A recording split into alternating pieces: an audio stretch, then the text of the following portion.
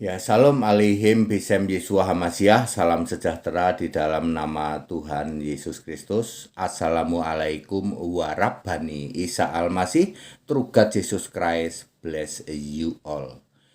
Saya Pendeta Henry Tandianta, Master of Bibliology Studies, akan menjawab pertanyaan. Pertanyaan ini krusial, ya, maka saya menjawabnya dalam bingkai Indonesia Pancasila, ya, toleransi saling menghargai. Pertanyaan ini nggak ada yang bisa jawab. Yakin saya nggak ada yang bisa jawab. Ya, Pak HTD, ini kan lagi perang, Pak. Bagaimana nasib kedua Masjid Aqsa, Pak? Ya, itu nanti apakah akan dihancurkan oleh Israel, Pak? Ya, ini jawabannya, ya. Kedua Masjid Aqsa tetap ada sampai 4933 Masehi. Yakin ini, Pak? Yakin kalau HTD jawab itu. Pakai ayat Alkitab pasti nggak ngarang, ya. Kedua Masjid Aqsa, ya, di Yerusalem itu akan tetap bertahan sampai 4933 Masehi. Masjid Aqsa kubahnya biru tua. Ada yang menyebutnya hitam. Kalau dari jauh kan biru tua, nampaknya hitam. Itu Masjid Aqsa. Di sebelahnya itu rada jauh ada Masjid The Dome of the Rock. Kubahnya adalah kuning emas. Jadi jangan salah, ya. Di Yerusalem itu ada dua masjid, ya, jaraknya ada berjarak begitu. Yang kubah hitam dari jauh kelihatan hitam padahal biru tua. Itu adalah Masjid Aqsa. Yang suka kelihatan dari jauh kuning emas itu The Dome of the Rock. Bukan Aqsa, bukan. Kok Pak HTD lebih pinter dari Ustadz, ya? Dibilangin kok aku di atas rata-rata. Pak HTD sebenarnya Ustadz apa pendeta? Saya nggak suka sama Ustadz. Saya lebih tertarik sama Ustazah. Ya, itu ya. Masjid udah ya tadi, ya. Di antara Masjid Kubah Biru Tua, Masjid Aqsa, dan Masjid Kubah Kuning Emas ada jarak 700 meter. Cukup untuk membangun bait Allah ketiga. Ini dia masalahnya. Israel tetap ngotot. Bait Allah ketiga tuh yang sekarang ditempatin Masjid Aqsa itu, ya. Lalu di bawahnya digerogotin, dibikin dikeruk, ya, tinggal sekali bom aja ambles tuh Masjid Aqsa itu, ya.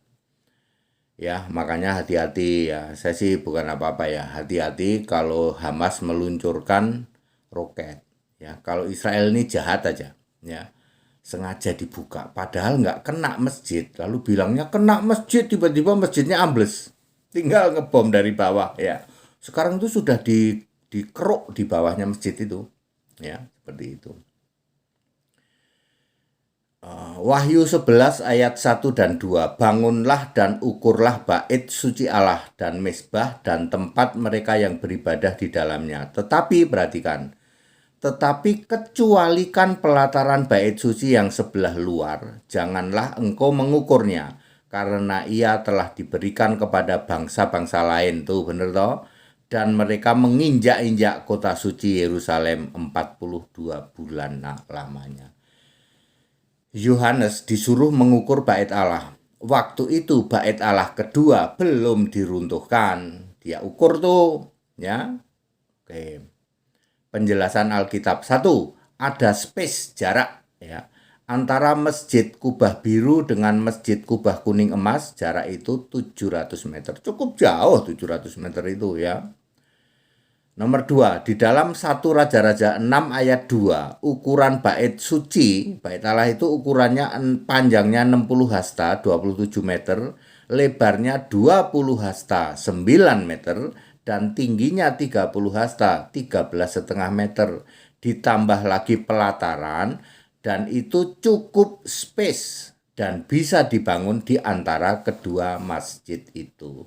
Nomor 3, maka pada tahun 4930 Masehi akan selesai dibangun bait Allah ketiga menggenapi Wahyu 11 ayat 1 bersamaan dengan terjadinya kebangkitan pertama Wahyu 20 ayat 5 dan 6. Jadi nanti jangan khawatir.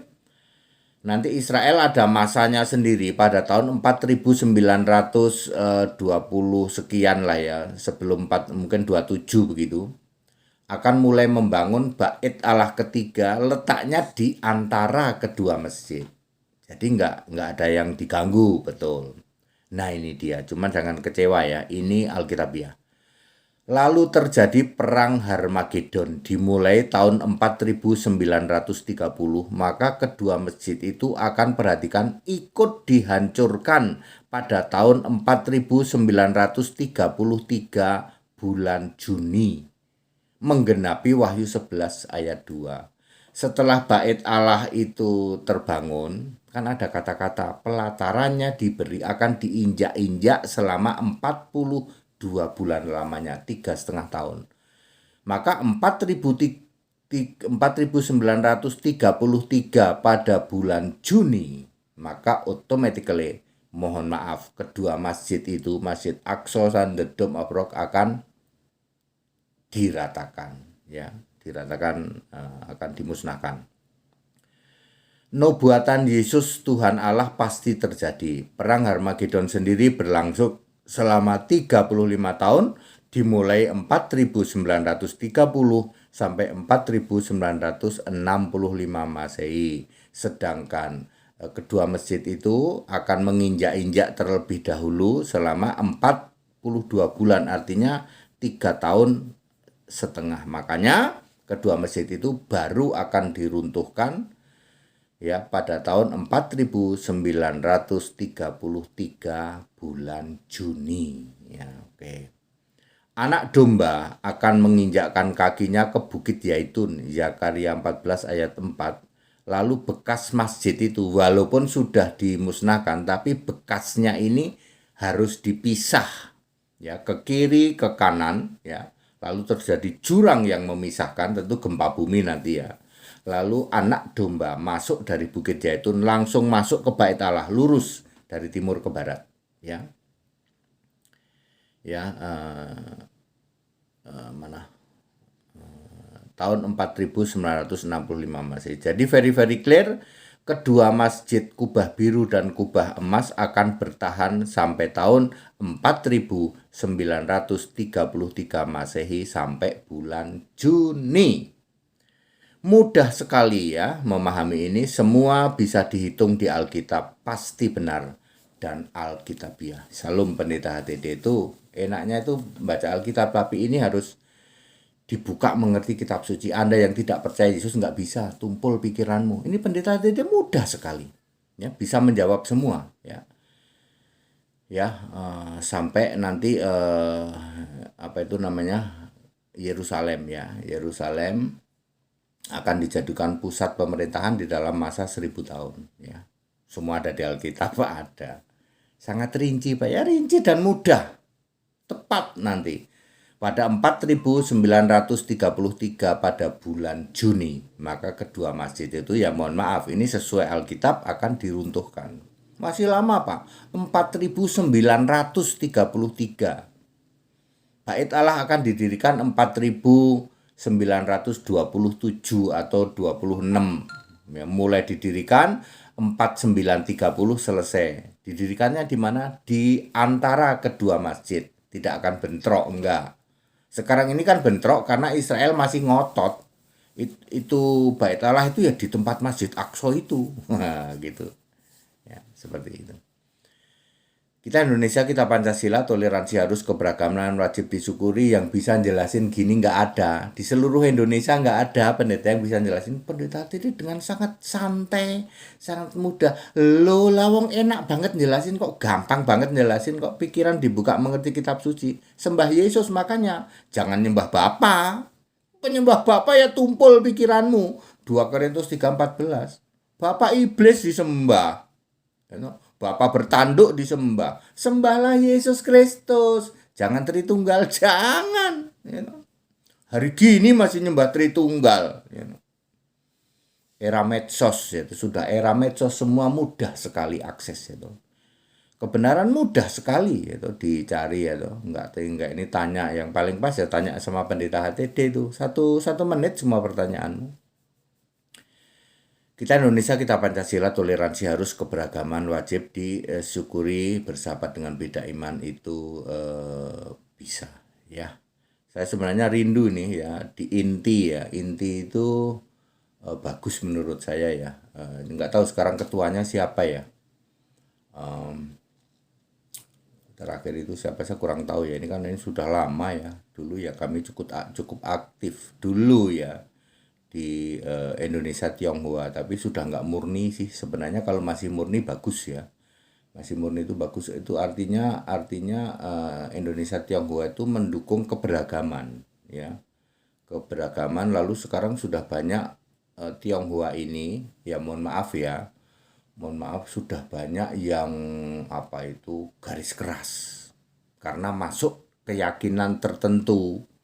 Wah udah susah kalau udah gitu ya. Saya ketemu ya anggota inti ya, anggota inti. Waduh kok kamu udah jenggotan gitu, susah aku mau ngomong apa. Udah jenggotan. Aduh. Nah, inti zaman dulu Indonesia Tionghoa zaman dulu itu masih murni orangnya ya. Keyakinannya macam-macam, ada Buddha, ada Konghucu, ada Kristen ya. Ya Kristen, jadi ada juga yang penyembah patung juga ya, seperti itu. Tetapi tidak ada yang garis keras, tidak ada yang garis keras. Nah, sejak ada beberapa orang yang masuk di dalam keyakinan tertentu, wis sudah susah akhirnya. Terus inti dipegang oleh kelompok itu, wis, gitu. Ya, kalau intinya masih murni, saya sebenarnya mau loh. Saya dulu sempat mau dicalonkan juga sih, saya dulu ya.